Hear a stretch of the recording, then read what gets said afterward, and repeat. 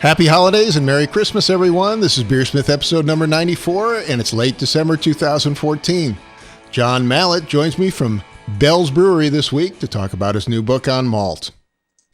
If you're looking for a gift for your favorite brewer, please consider Craft Beer and Brewing Magazine. They're now offering full 6 issues a year, up from 4 at the same discount price. In addition, you get another 20% off your subscription when you use the offer code BeerSmith at checkout. I encourage you to check out this great new magazine for homebrewers at beerandbrewing.com and use the offer code BeerSmith to get your 20% discount today. I also want to mention the American Homebrewers Association 2014 gift card program. Give the gift of an AHA membership to a fellow brewer. They're running a special from now through December 31st, where you receive a free book or my extract video when you order a gift card. To find out more, go to homebrewersassociation.org/membership and click on the gift membership link.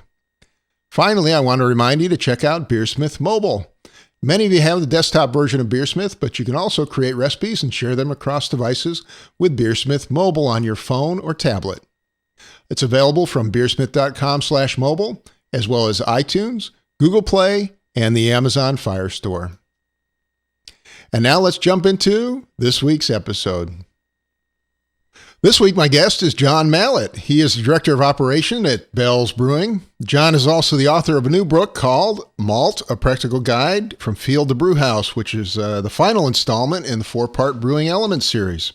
The book was just released a few days ago. John previously joined me on episode number 69 to discuss hop and malt balance. John, it's great to have you back on the show. It's wonderful to be here. Always great to talk to you, Brad. Always a pleasure. Well, I want to start by asking you what's new, what's going on at Bell's Brewery. How are you doing? We're doing well. You know, it's busy. We're always busy. We're brewing Hop Slam right now, and that's going to be coming out in January. So that's what's a Hop Slam? Hop Slam's a beer we do that is it's a little hoppy, you know. But as with all beers, you need a great balance between hops and malt, and it's double IPA. We've been making it for a while. People seem to really enjoy it. We enjoy making it. It's only a little hoppy? Yeah, just a little. Well, I'm really excited about your new book. I haven't actually got my copy yet, but should be coming here in the next couple of days. I guess it just released about 2 days ago, right? Yeah, I just got one of the sort of the first off the press releases. It's kind of cool to see. It's been a lot of work, and I'm glad that I've actually got it in my hands now. So Malt is I think the final entry in the 4-part Brewing Element series, right? You got hops, water, and so on. Yeah, hops, water, yeast, and malt. And so this one took a little while for me to get done, but that's okay. Well, can you tell us a little bit about the book and what you're trying to accomplish with it? Sure. I sort of thought about, when I got approached to be asked if I would write this book on malt. It's a subject I feel passionate about. It's a subject that I've used over the years. I've been brewing beer professionally for over 25 years now in the craft scene. And, my relationship with malt started out as it's heavy, hey guy, move those bags from here to there. And that sort of sparked an interest, and where it's gotten me today is, much greater understanding of the raw material. Great. Well, you call malt the soul of beer, I believe. What do you mean by that phrase? Well, that phrase actually comes from a really influential brewer from the 1800s, a guy by the name of Thausing, and he's a German brewer, and he described the beer or malt as the soul of beer, and I really feel that's the case. Malt is the foundation of so much of what we make in beer. Hops add a lot of flavor. I like hops. Don't get me wrong. Malt adds color. Malt adds, the extract that's responsible for making alcohol. Malt is the basis of a huge portion of the flavor. There's pH concerns. There's a whole host of things that malt adds, and so I think it truly is the soul of beer. So one of the first things you start out with is a chapter on the history of malt and malting. Can you walk us through a little bit of history? Yeah, sure. I don't know if anybody's ever tried to chew raw barley, but it's pretty tough stuff. And malting process makes that you're actually able to eat it, and that's probably where malt starts out. Cereal grains are hard; they store well, but to consume them as humans, we probably want to soften them up. So we do that by a bunch of different ways. If we're eating oats, we might make oatmeal, and when we're making oatmeal, we're breaking that down. With malt, by allowing it to go through a germination process, the malt gets friable, it gets chewable. You can break it apart with your teeth, and this certainly predates recorded history, but that's likely the origin of malt. And eventually, somebody figured out, hey, this stuff makes a drink that's pretty good too. They probably left a little wet malt sitting around somewhere, right? Or left it out in the rain, maybe? Yeah, I mean, I think that you take the grain and you soak it in water, and it starts to sprout, and then after a while, it starts to ferment, and that's pretty good stuff. Well, let's start out with talking about barley grain, because that makes up the bulk of beer and brewing. There's actually several hundred varieties of barley grain grown worldwide. What are some of your favorites for beer brewing, and why do we pick those particular ones? Sure. So barley as a grain, goes through a bunch of different genetic diversity. It's kind of like people, kind of like dogs. Dogs, we have everything from Chihuahuas to Saint Bernards, and although they're all dogs, they all sort of behave differently and have different form. So with barley, what we're really looking for to make malt is for it to be able to germinate well, to produce great flavor, to release extract easily. Some of the better known barley varieties that are out there are certainly Maris Otter is a hot one, and Maris Otter is a variety that goes back a number of years and was bred originally in England, and where it's still grown today. As brewer, I know that it gives up its extract easily. It mills well. It's a really nice barley.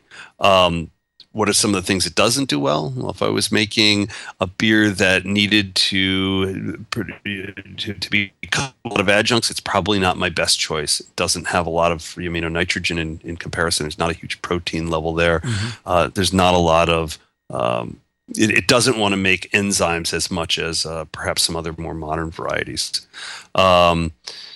In Europe, there's a number of different varieties being grown.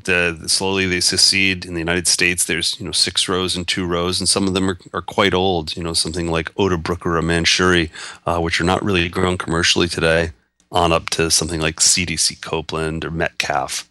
One of the varieties that we're kind of interested in right now is a European variety that's growing well in the United States as well, which is called Scarlet. So. Mm-hmm.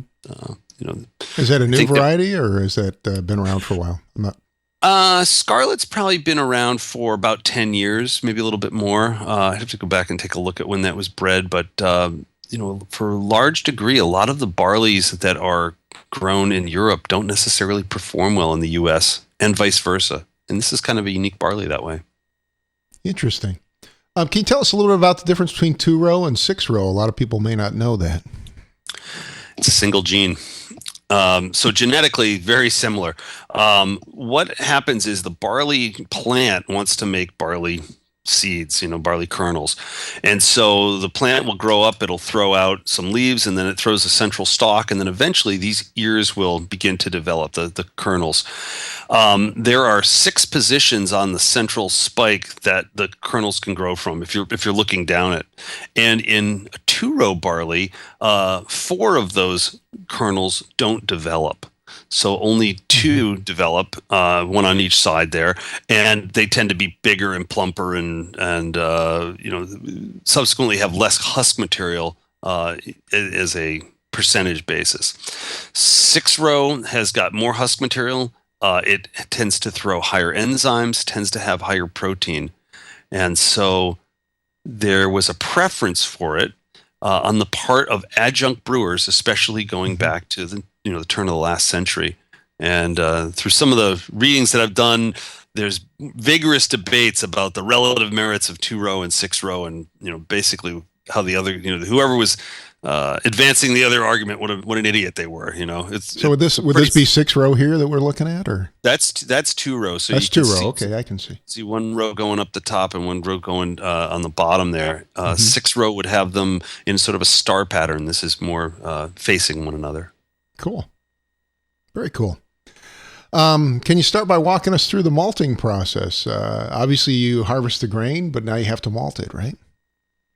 Yeah, you harvest the grain, and the requisite for to make malt is you got to have barley that will grow. And so the first step of it is we need to take the moisture up. As the grain is harvested and stored, the moisture is pretty low. It's pretty hard and pretty low. And so you take it up from something like 9% up to 45%. The grain has swollen, and at this point, internally the grain sort of thinks, or doesn't think, but it responds as if these are the spring rains coming. So after a couple days of soaking it, we then turn it out into a bed and allow the grain to germinate. And that grain germination usually takes about 4 or 5 days. And at the end of the 4 or 5 days, the grain is finally dried, reducing the moisture, changes the flavor a little bit, gives it a malty character, but it also makes it easier to store, or it's storable. Otherwise, it would just kind of rot. And so that's what's happening. So what you're showing up there right now is a picture of a traditional floor malting.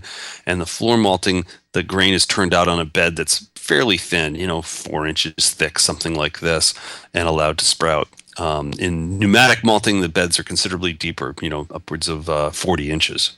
Wow. So after you wet the grains, what do you do next? So the grains are wet. They're put on that bed to germinate, and then finally we're going to put them into a kiln. So that's a germination bed there. Yeah. And they actually sprout and start growing, right? Yeah, the kernel is starting to sprout. It's going to throw out both the rootlets and what would eventually become the main stalk of the plant, the acrospire, and that grows up underneath the outer husk of the barley and eventually pokes through on the far end. Sort of the germ of the barley sits at one end of the grain. And then next we move into kilning, and of course pale malts are kilned, right? Yeah. The malt as it comes off of the germination bed is termed green malt. And green malt is used in very, very limited basis. It's used in some distilled spirits. But for the most part, all malt is kilned. And the cooler we kiln it, the paler the malt will be. So if we kiln it using high airflow, low temperature, it will be quite pale. It will have higher enzyme as well. And then, so what temperature are we working at when we kiln it? Well, it's pretty wide variety. There is some historical stuff of malts being dried just, they called it wind malt. So it was really just sort of dried out at room temperature. That's not really done commercially. For the most part, that kilning process starts out fairly cool and then slowly rises up. You're probably talking something in the 170, 180 range, and then it could go much, much higher as well. And I'm speaking in Fahrenheit here. And then they also tumble it, I think, to remove the stems, right? Or what do they call it? The acrospires? Yeah, during the process, we need to turn it to prevent the rootlets from tangling together, and those rootlets are called the culms. Once you're dry, those culms are quite brittle, and you can go through a deculming operation where it breaks those little rootlets off, and those are pulled away generally for animal feed. And of course, we're mainly talking about pale malt here. There's a whole bunch of malts that eventually get roasted as well, right? Yeah. The flavors that are developed in malt are based in large degree on the Maillard reactions, which are the combination of sugars and amino acids, water, and heat. And if we raise the temperature up, then we're going to get a different set of those reactions. So if we're roasting quite hot, then we're going to get some pretty interesting stuff. So what temperature do we roast some of the darker malts like chocolate or roasted malt? You're within a few degrees of spontaneous combustion. So they're getting quite hot. So let's see. And then length of time, of course, matters too, right? Yeah, if you're making a pale malt, it usually is going to it'll take in excess of 24 hours, and often they'll set the kilns up so that they're running, the exhaust from one is going to the other. So, if you were designing malt house, you'd say, 48 hours, but it's probably more. You could get it done in 30, 36, something like this. And interestingly, if you're making something like a caramel malt, those can be made in a matter of just a couple of hours. And caramel malt's a special case, isn't it? Right? Yeah. What you've got is green malt coming off of the germination bed. And it's, if you sort of think about what that kernel looks like, it's got starches inside of it. It's got proteins inside of it. It's got enzymes inside of it. It's got water inside of it. And basically when you bring the temperature up to a mashing temperature, something like 150 degrees Fahrenheit, the grain pretty much mashes inside of itself. And so this range of sugars is made. Starches break down into sugars, just like we would do in the mash tun. And then we bring them up to temperatures where Maillard reactions really kick in and sort of caramelization flavors develop. So we're actually mashing the green malt right in the husk, right? Absolutely. And when the whole thing is done, because those sugars have been formed and then dried out, they get a real crystalline kind of character to it. So on a malt like this, if we were to cut the grain apart, we would see that the endosperm, the inside of the grain, instead of being sort of white and chalky and mellow or friable, it's hard and glassy in color, and sort of crunches as we eat it. So, what about some of the other malts, some of their popular malts? And this includes unmalted grains, flaked, torrefied grains, dehusked grains. There's a whole bunch of other varieties, right? Oh my God, there's so many different ways you can process it. So let me think here. So if we talk about like torrefication, the torrefication process, torrefication is really kind of like popping. So, if we take corn, we can process corn a lot of different ways. One about puffed rice or something like that, right? Exactly. This is a torrefication process. So by subjecting it to some intense heat, the water molecules inside sort of turn to steam, and the whole thing sort of explodes. And as it explodes outwards, there is a structural change inside the grain, and it makes it so that the starches that are in there are accessible by enzymes and can be utilized. So you can take that and put it right in the mash, right? You don't have to go through a special step. Exactly. There's no cereal cooking. So I think about, corn, the corollary to this, if we were looking to use corn, we might make a polenta or grits. And this too would sort of unravel those starches. And in a brewery, there's the specialized equipment that would be needed. The great thing with the torrefied products, you throw it right in the mash tun, it breaks right down. And that's also true for flaked products too, like flaked barley. Yeah, again, going back to breakfast and corn, we can puff it into a popcorn. We can cook it into a grits or a polenta, or we can roll it through a couple of steam heated rollers and turn it into flakes. And that's all corn flakes is corn that's been put through a flaking roll set and kind of cooked and turned into there. And that again alters the starch in the same way that is going to allow these things to be accessed by the enzymes. So that's why I like using flaked and torrefied stuff, because I can dump it right in the mash, single infusion step, and not have to go through that additional cereal step. Yeah, absolutely. With all of these various techniques, these are not malts. They're adjuncts. They have not been malted. If you were in Germany, you could not use them because they would not be Reinheitsgebot. Interestingly, there is a malt called short-grown malt, and that short-grown malt is malted or is allowed to germinate for just a very short amount of time. And when it goes through the kilning process, it's almost like sort of unmalted, but under Reinheitsgebot, it's malted. So you're cool. So you get the advantages of using an unmalted cereal product, something you get some nice head retention and kind of things like this, but it's Reinheitsgebot. If you're working with unmalted products like unmalted wheat, for example, which is used quite a bit in wits, what do you do with those? So, structurally, the barley kernel is just trying to make more barley plants, or wheat kernel is trying to make more wheat plants. And what's inside of there, for in the case of barley, there's a germ, the embryo of the plant. There's a husk that protects it, and then there's a large reserve of energy, and that reserve of energy is in the form of starch. That starch is looks like little starch or starch agglomerations surrounded by a protein matrix, and the process of malting breaks down that protein matrix. And that's what makes it softer. To use another grain, or rather, another thing that's happening when the malting process is we are increasing the number of enzymes, and so an unmalted grain has both a lot of protein that's not broken down, it's not accessible by just yeast nutrients, and it's also got not very many enzymes.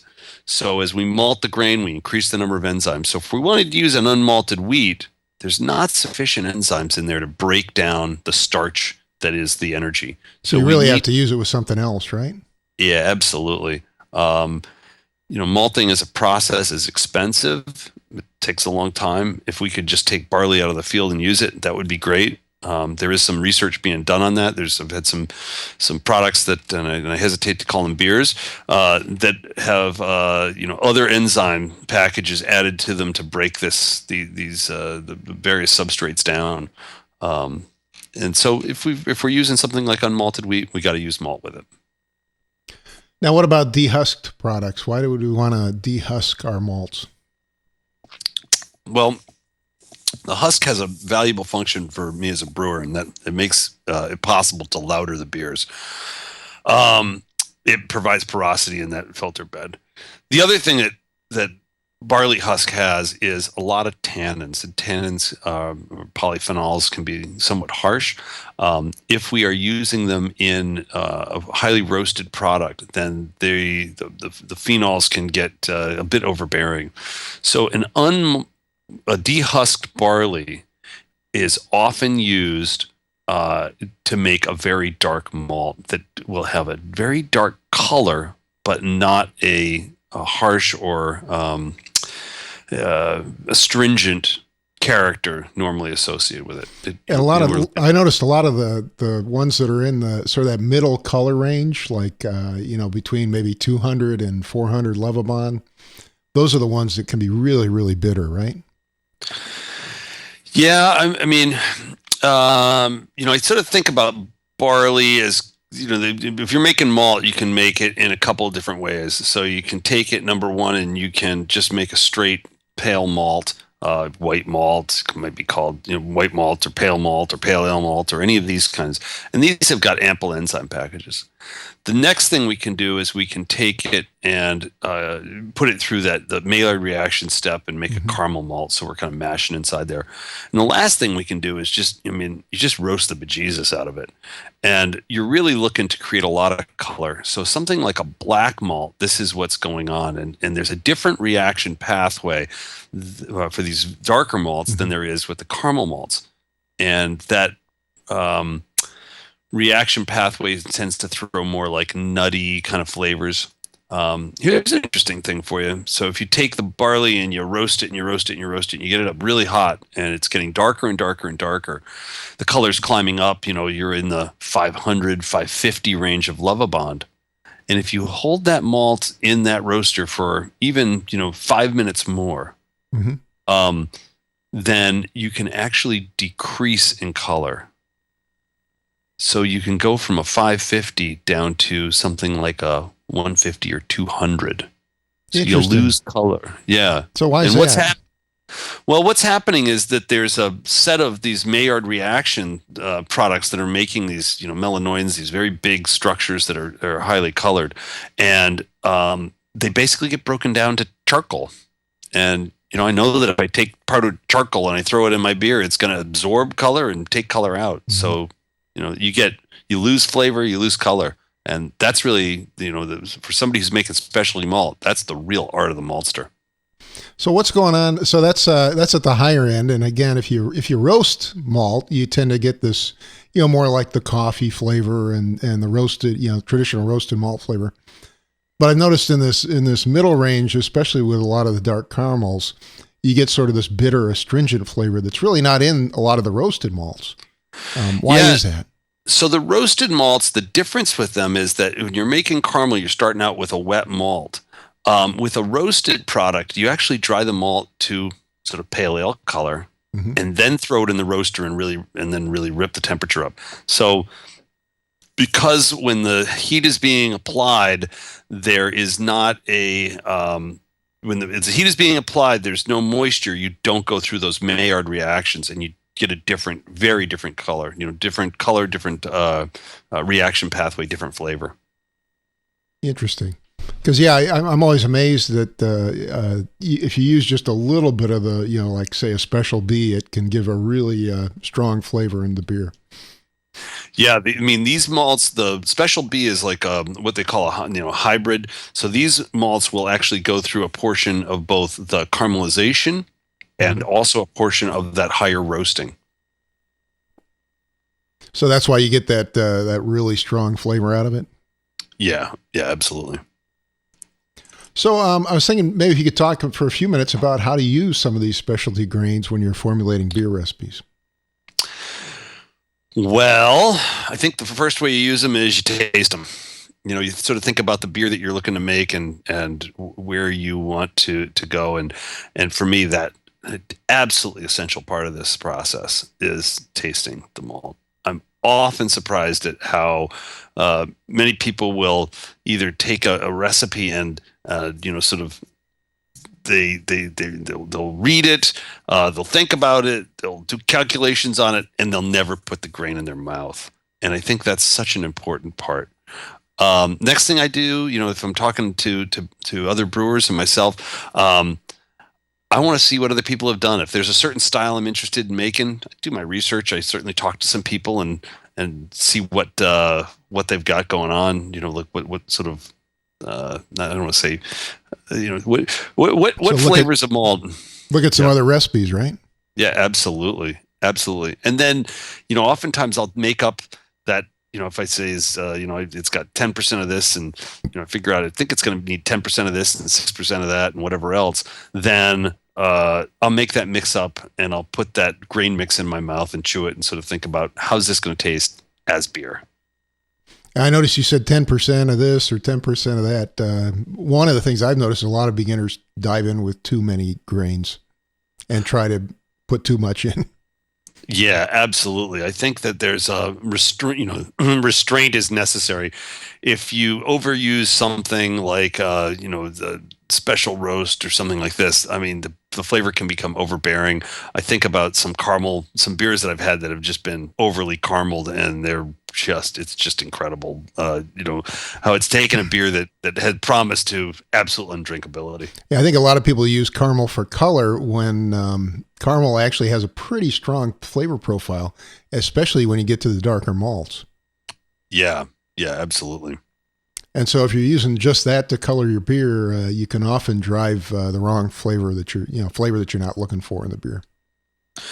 Yeah. I sort of think about flavor and color independently, and we can certainly pick up color in other ways. And again, something like a dark malt, you could use a very small amount of that and really balance things out. And pick up the color that you're looking for without having to go overboard. Yeah, classics like the Irish Red, right? Everybody asks me, well, how do you get the red color in the Irish Red? How do you do it, John? You probably know. So the color in the Irish Red, we think about color when we talk about color. Oftentimes it's with this Lovibond scale or SRM scale, and that scale describes one axis, sort of how much absorbance there is of light. Hue is something entirely different. So we could have something that was sort of like a brilliant orange, or a vibrant red, on down to something that was just kind of muddy gray. And they don't have the same SRM color, right? They have the same SRM. it's not really accurately describing what's happening there. So if you're looking for the grayer colors, then higher roasted malts tend to give those. Caramel malts will give much more of a red cast to the beer. The hue is really nice. Mm-hmm. I think about something like just a stellar Märzen beer or Vienna style, and you just get this great orange colors. There's nothing like being in beer garden in September with this just great orange beer, white head. Sitting at the 10 in Munich, right? That would be pretty good too. I did it once, actually. I went one time. It was wonderful. So how is malt extract actually made? That's an interesting story too. Yeah, malt extract. Basically, you're going through the mashing process and then running off a wort, and then what will happen is that wort is concentrated.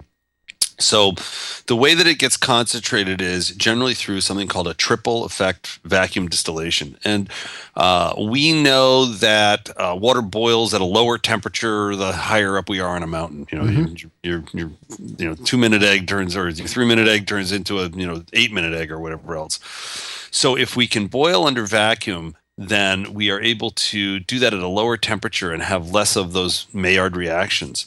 So for making malt extract, the moisture is being pulled out at a lower lower pressure and a lower temperature, and it gets thickened up. So standard wort, if we're making a standard beer, it might be 13, 14 Plato, whatever, and that relates to if you had 100 grams of wort, then 13 of those grams would be sugar, and the remaining 87 would be water. Mm-hmm. With a malt extract, we're up in the high 60s to 80s level of sugars, of solids in there. So it's really been concentrated quite a bit. There's not that much moisture or water in there. So they have to get rid of the water. They basically boil it off, right? They boil it off, but it's under very low temperature and pressure so that you don't get a super dark color. If you tried to boil, I know as a brewer that if I try to boil a beer to a higher gravity, then I'm gonna pick up a lot of color. But in general, malt extract is darker than the pale malt that we started with, right? Oh, absolutely. But that's the case with, here's an interesting thing for you. If you're making a, sort of a light colored American, sort of industrial lager beer, the color of that, more than half of the color is derived from the boil. So the wort that goes into the kettle is less than half as dark as the wort that comes out of the kettle. And that's just that Maillard reaction you were talking about earlier, right? Absolutely. Yep. Interesting. So trying to bring that wort up from whatever it gets run off at 14 Plato or whatever at the malt extract plant up to 60 some odd percent. There's a lot of moisture removal. There's a lot of heat or boiling time that would be there. Well, we haven't talked much about the mash, and I was wondering if you could talk a little bit about the mash and mash chemistry and how malt plays a significant role there. Yeah, I mean, mash without malt is kind of water, right? Well, exactly, but it's kind of neat how the barley provides its own enzymes, right? Yeah, the barley has gone through this process where it's building up a series of different enzymes, both ones that break down proteins and starches, and when we mash, those enzymes go to work and break stuff down. Second thing that's happening is that there's pH control, and the barley the malt drives the pH of the reaction to a very set place. One of the interesting things that about this is that calcium plays an incredible role in this. So there's a phosphate, a primary, secondary, and tertiary phosphate process that's going on in the mash where in the presence of calcium, the mash or the malt will drive the pH to a lower place, which is really where it wants to be. Well, can we talk a little bit about mash chemistry? Obviously, there's a sugar conversion going on there, and we talk a lot about the alpha amylase, beta amylase, those kinds of things. Yeah. Yeah, the alpha and beta amylase are two of the key enzymes that we're developing in the malting process. Hmm. Initially, when we have the barley in the field, there's not very much there. So these are enumerated during the process of malting. Uh, there are two types of starch in barley. So amylase and amylopectin. And so the amylase is a long straight chain, and so there's both a branching form, and a straight form, and there's far Hmm. more branching form than a straight form. Um, when we apply these enzymes, the alpha amylase tends to the two enzymes, as they go through their process, one of them is going through and being a very discrete nibbler. So Hmm. it nibbles off. And actually, I got to back up here for a second. So what does starch look like? So So I start at starch, the beginning. yeah. So starch, physically, what starch looks like is um, it is a sugar. So I say like, hey, this right here is a sugar, and then we're going to link another sugar to it, and there's another sugar that links to that, and another sugar that links to that, and these long This chains, big and long chain of occasionally, sugar molecules, right? yep, and occasionally, and it will also branch. So there's a branching form and a straight form.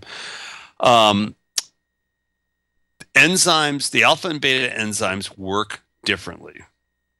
So the alpha enzyme um, tends to go in and just chop apart randomly. It will break the chains in various places. The beta enzyme tends to come in and chop off very discreetly 2 sugar units at a time. But it So works off the the end of the chain, right? works off the end of the chain, and that the specifically a 2 sugar chain, two glucose units bonded together, is known as maltose. It's the malt sugar. Which is what we want So to feed our yeast, right? it's yeah, we want our yeast to, we can turn everything. But yeast is able to eat single sugars, monosaccharides, can eat 2 sugars at a time, disaccharides, something like maltose. In the case of lager yeast, can eat trisaccharides. So if we turn everything into disaccharides, the yeast can eat everything, and that's the basis of like light beer. Hmm. We turn everything from a starch form into a highly consumable sugar source for the yeast. And so Uh, to do uh, that, you work at a lower temperature, I believe, right? Correct. You're going to work at a lower temperature, maximize those beta enzymes, So something in the I think it's 148. I can't remember how many C it is. yeah, 144. Yep. So, but both enzymes are working at the same time. You're just sort of pushing it more to one side or the other. There will be a limit to that, and unfortunately, if we turn all of that sugar into fermentability, then there's another part of sugar that leaves this flavor, right? We don't have a lot So, of body left to the beer, right? body flavor. Yep, absolutely. So. So there's a trade off there. And then if we push it to a higher mash temperature, what happens then? We push it to a higher mash temperature, then we're really optimizing for alpha amylase. Alpha amylase, again, is that chopper that kind of comes in and breaks apart randomly. It tends to leave some bigger sections, and that will survive through to the beer. So we end up with more body. So more body, more protein in the beer when we're all done, right? Well, protein's a different story. So, Okay. really, we've got, as the base of the barley, we've got, what's going to dissolve into the beer are, there's some minerals and small stuff like this, but the vast majority of it is either starch in the form of amylase or protein. And protein can be broken down as well. Proteins are fairly large structures. They get broken down into eventually into amino acids. Mm-hmm. And those amino acids are sometimes known as free amino nitrogen, absolutely vital for yeast health. We need a certain amount of free amino nitrogen or FAN in the beer. Um, so how that barley has gone through the malting process, influences how much FAN there is. And the Uh, protein drives clarity and a whole bunch of other things, right, in the beer. Yeah, protein. If we end up with protein, protein does a couple things in beer. It provides some body. More importantly, it provides part of the foaming potential. If we have got protein in the beer, then we're going to have a nice head. It also provides this amino acid necessary for yeast nutrition. And you talked a little bit about mash pH. And mash pH becomes very critical during that conversion step. Can you talk a little bit about why it's important to monitor your mash pH and adjust it? Yeah. So enzymes are proteins. They're very specific, and enzymes will catalyze a reaction, and that catalyzation it vastly increases the speed of it. But these enzymes are fairly fragile structures. So if we subject them to outside stresses, things like excessive temperature or wrong pH, then the physical structure of them can change. And, if we've got this sort of, convoluted structure, and suddenly we get the wrong pH or the wrong temperature, then they will say change in structure, and now it can no longer unlock or catalyze the reaction that it's set up to do. So what's the proper pH for the mash, or range, I should say? Oh, you want to be in the 8.5? No, you want to be like right. 5. Yeah, yeah. I mean, you're 5.2, 5.4, somewhere in there. 5.2 to 5.4, and it's mainly a concern with light beers, right? I think it's all beers. I think that you really need. Well, the only reason I say is dark beers tend to drive it down naturally. Yeah, dark beers have a lot of reducing potential. They've also got a pH lowering effect. So. Right, so they tend to buffer it naturally, I guess, the water anyways. Well, I wanted to talk a little bit about storing and milling malts. Can you talk a little bit about how to properly store them and also how to mill them? Yeah, keep them dry, keep them fresh. Keep them dry.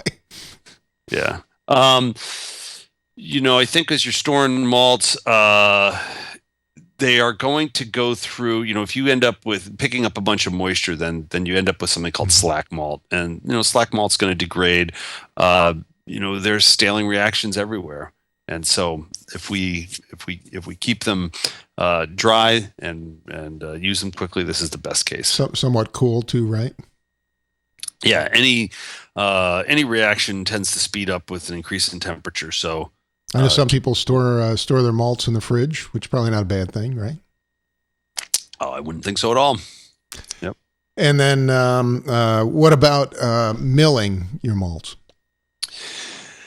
Yeah, ideally you want to mill them in a gentle way.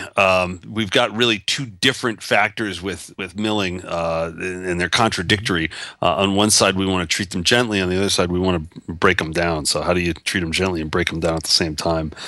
Looking at the barley kernel itself, you've got this husk. You want to keep the husk fairly intact and whole. So that would be a gentle treatment. Breaking the endosperm, the inside of the malt, down into smaller particles is going to allow a much faster enzymatic degradation and eventual extraction in the mash tun or lauter tun. So ideally, we would take and have this whole husk and broken down endosperm, and those things aren't going to happen. So you want to crush the inside without damaging the outside, right? Yeah, it's not going to happen that way. So really, what you're trying to do is optimize for your particular brewing. I think about if you ended up like crushing the malt very finely, and you had this horrible runoff. You're not actually getting the enzymes out or the extract out. So, what you got going on is the husks are asking you is a filter bed, right? Absolutely. And of course, you want the inside crushed as much as possible to get as much extract out of it, right? Yeah, I mean, physically, the structure is there. That there's this matrix that it's all existing in. And if you think about it, if you get these big particles, then how does the stuff in the middle get to the outside? It's just kind of floating around in water. So the smaller we get it, the more surface area we have to volume, the easier time it's going to do. One issue I wanted to bring up is storing grains that have already been crushed. I know a lot of people like to crush them at the store or crush them at the mail order house. Is that an issue? I think if you're not storing them for too long, then no, I think you're fine. Do I want to crush malt and then hold on to it for a year? No, definitely not. So, John, we were talking before. You were mentioning that there's some concerns with this year's barley harvest. Yeah, this year we had a really rough barley harvest through much of the growing region in North America. I mean, Europe was pretty good, but in the United States and Canada, there were some areas with some significant rainfall, and that will have an effect on brewers. Home brewers, professional brewers, everybody. So, so what happens when you get too much rain? So when you get rain at the end of the harvest cycle, you sort of think of this barley. It sends up and the kernels are sitting there on the stalk and it's ready to go, right? It's ready to go. It's ready to grow, and now it's wet, and it's like, oh, I must be in the ground, and it must be time for me to grow. So some of the barley will grow, and some of the barley, will start to sprout. And then when it's harvested and finally brought to the malt house, those elements that have started to grow, they want to die sooner. They don't want to sprout as well. And what's going to happen then is that you will not get homogeneous processing through the malt house. So you don't get a proper malting process, right? I mean, you don't get a proper germination. You don't get a proper anything, right? Yeah, exactly. So some of it, germinates well. Some of it doesn't germinate, and beta glucan levels, which is inside that kernel, tend to stay very high. So what's a beta glucan? So beta glucan is basically a protein that is holding the thing together, and those are broken down in the malting process. It's a good measure of malting. How that's going to affect brewers at any level will be that mashes will be very sticky. They won't want to release their extract easily. They will, if you're trying to filter your beer later, luckily we don't do that at Bell's, then filtrations can be pretty rough. And in the mash, you're likely to get poor efficiencies. And again, just difficult mashes. So is this across the whole barley harvest, or just some areas of the United States? What happened? Yeah, through much of the United States, we had rainfall in some places like 500% of normal. So not California then, right? Well, the big barley areas, yeah, exactly. But the big barley areas, Idaho, Montana, these kinds of places.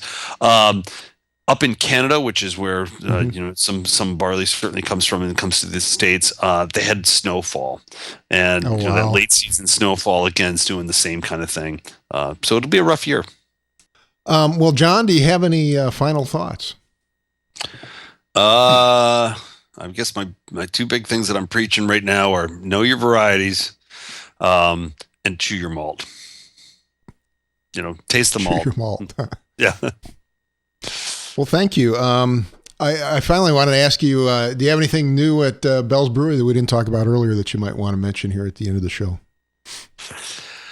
We're always coming out with different beers and playing with different stuff. I mean, right now we're in the middle of this Planet series, which is a really fun event.